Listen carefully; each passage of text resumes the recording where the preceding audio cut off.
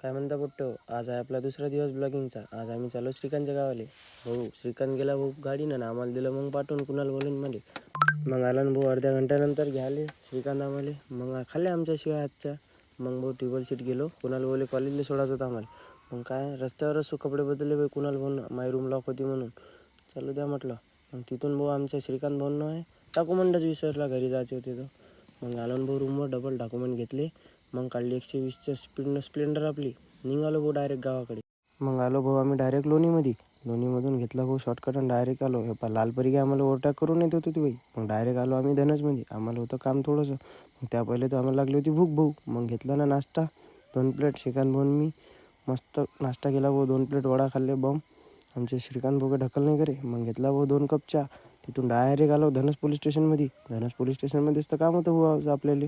गेलो भाऊ मग अंदर. काय होते पाहू म्हटलं नंतरच्या नंतर. अंदर जाऊन मग व्हिडिओ बंद केला भाऊ मी. मग आलो डायरेक्ट बाहेर. अंदर काय झालं ते सांगू नाही शकत भाऊ, ते पर्सनल आहे. तिथून आलो मग डायरेक्ट मामीला घेऊन घरी.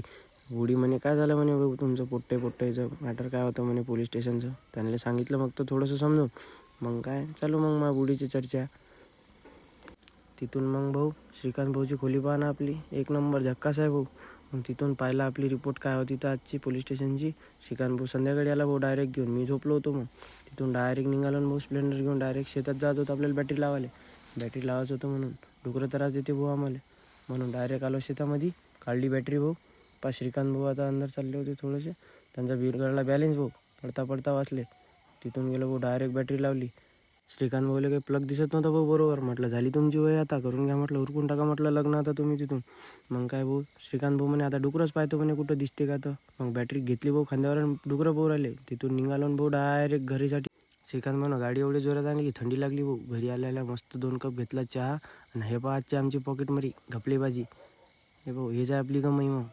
मग तिथून डायरेक्ट बसलो भाऊ जेवायला. मामीनं जेवासाठी लावलं होतं मस्त. आज थकलो होतो भाऊ दिवसभर, बाहेर कामोकामीच होतो. बम जेवलो.